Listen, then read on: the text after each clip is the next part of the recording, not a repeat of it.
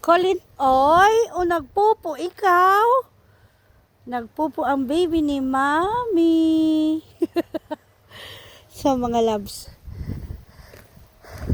titignan ko yung maliit na puno ng mansanas dito sa likod. Ay, may bunga. Okay. Isa, dalawa, tatlo, apat, lima. Pero yung panglima mukhang tawag nito. Dito tayo daan. Sabit yung ano natin dito. Ang pinakas natin, sabit dito mga loves. So, ayun. Oh, ayun si Colin sa kabila. Sana walang ibang asong dadaan. Iniisip ko kung aanuhin ko ito, yung pipitasin ko. Pero dahil si Bobby ililipat namin dito, alam niya magpitas sarili ng mansanas dito. Kaya siguro hayaan ko na lang. Actually, masarap itong ano to siya eh. Yung mansanas na to. Ito na lang pitasin ko kasi may ano na oh. Tapos yung kalahati tikman ko. Matagal na ito siya hindi nagbunga eh. So ngayon nagbunga siya, siguro mga 4 na taon siya hindi nagbunga. Kasi hindi napuputulan ng pariwara rito. So ito yung dyan yung lusutan ni Bobby. Ililipit siya sa winter dito. So ngayon hayaan ko lang yan dyan para siya na lang ang magpitas. Ngayon ito naman ang kulukoy ko. Aray ko. Aray. Ala. Napaka-adventurous mo naman, Mami.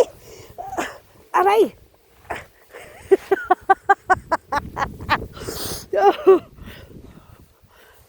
Oh, ayun na mga loves. Wala na yung aso ko. Tignan natin kung nasaan na yun siya. Ang bilis niya talaga. Ay, yung knife nandoon sa kay mister. Okay na lang. Dali. Sorry po. Sarili kong buhok na sa may labit ko banda.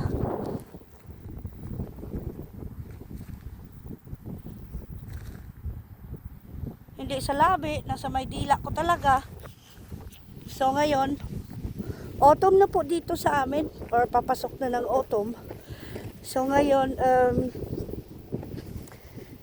igala ko siya muna kasi deserve niya i-walk siya eh. So titingin tayo dito ng mga wild fruit. Bakit wild fruit? Yung mga seed ng mga ng mga prutas na kinain ng mga wild bird or wild animals, tumutubo yan sila. So titignan natin kung meron tayong makita pang wild flower. Pero siguro wala na dahil nakain na siguro ng raccoon, anong tawag dyan? Ang tawag dito sa Germany, wash bear. Pero wala na akong may nakikita, ubos na mga labs oh.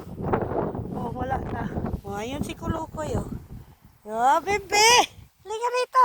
Dali! Takbo! Oh, sisingot-singot ka na naman. Oh, ano yan? Ano yan dyan? Ano yan? Good boy. Fine. Good boy. Ano yan dyan? Si Daddy, iniwanan na natin. Nililipit ni Daddy yung ano. Itong garden na to, lusutan din yan ni Bobby. So hanggang doon yun sa baba. Mga loves, nakikita nyo lang palagi. Yung vlog ko, nakikita nyo lang palagi doon sa taas. So, ito ngayon, dito ito sa baba. Hanggang dyan pa yan, dyan, yan.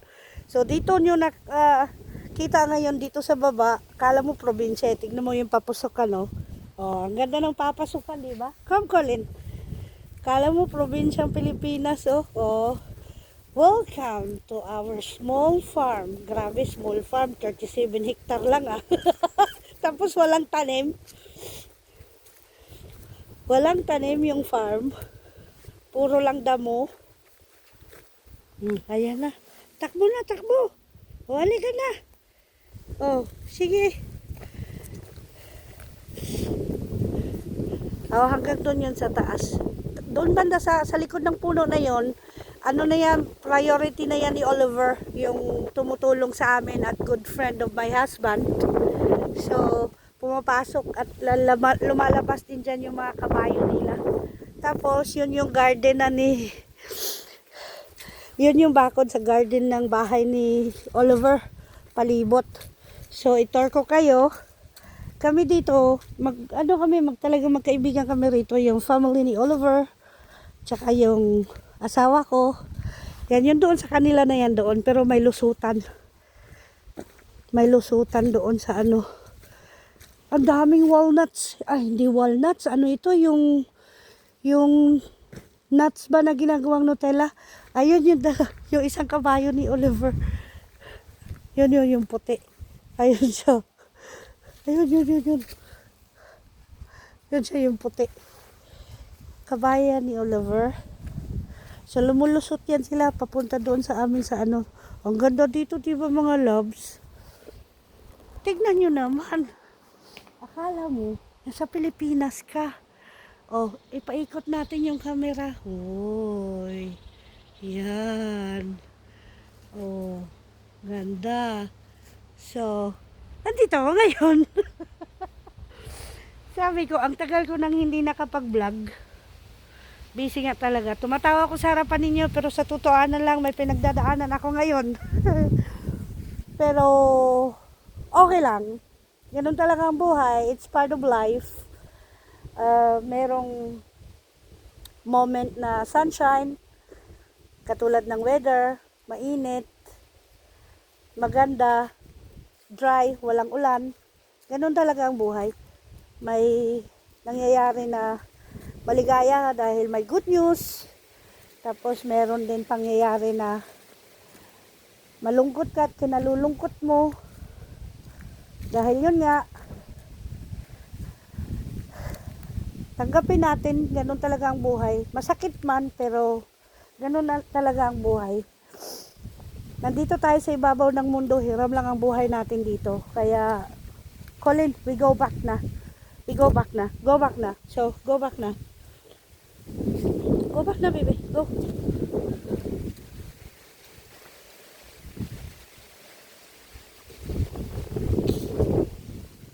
Yung nga mga loves, nandito sa ibabaw ng mundo.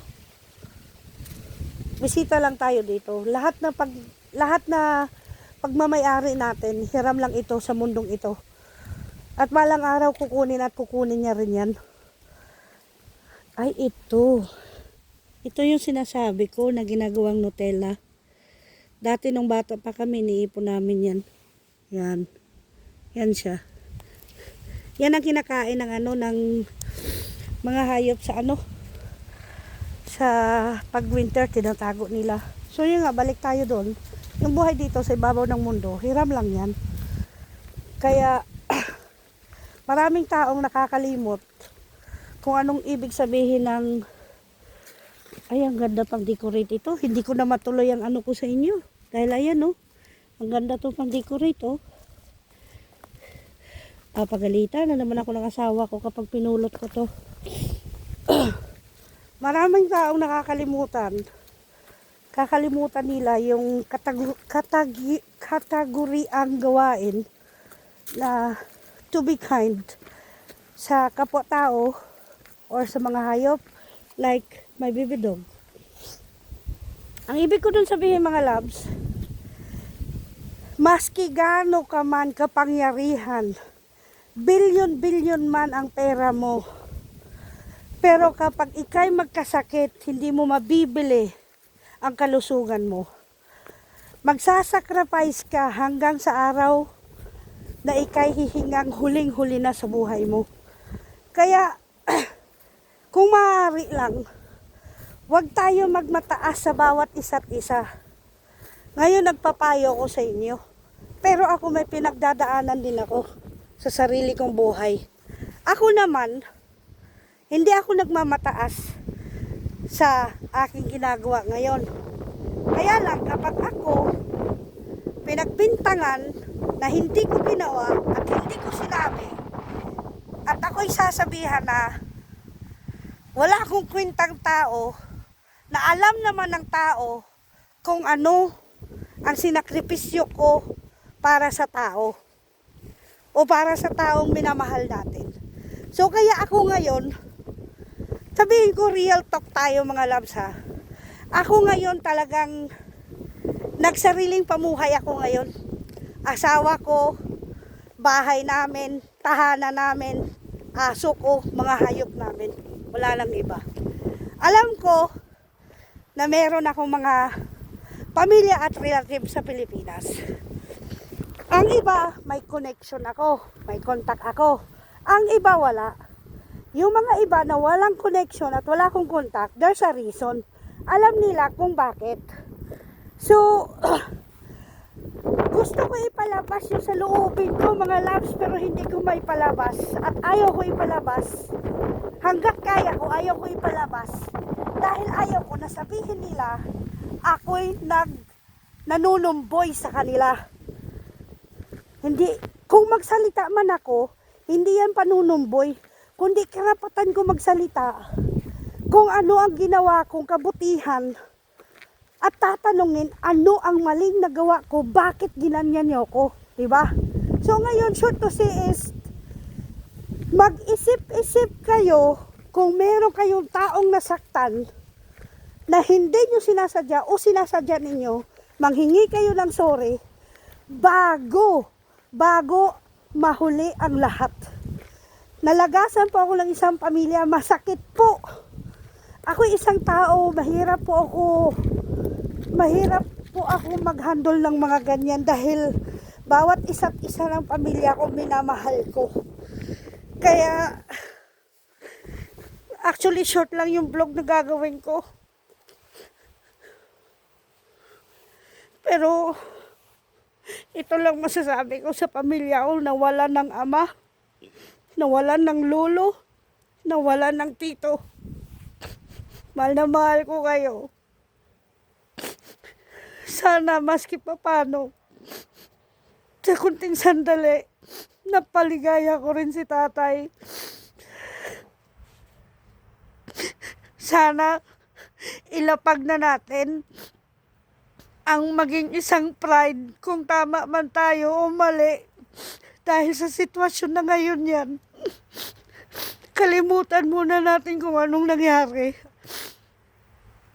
Kaya sana magbatian na kayo at sana wag tayong sumunod sa mga gawain ng mga ninuno natin. Mahal na mahal ko kayong lahat. Thank you for watching. This is your Mami Niva 2.1. Love, loyalty, honest, and respect. Yan po ang sinasabi ko palagi. Maraming salamat po.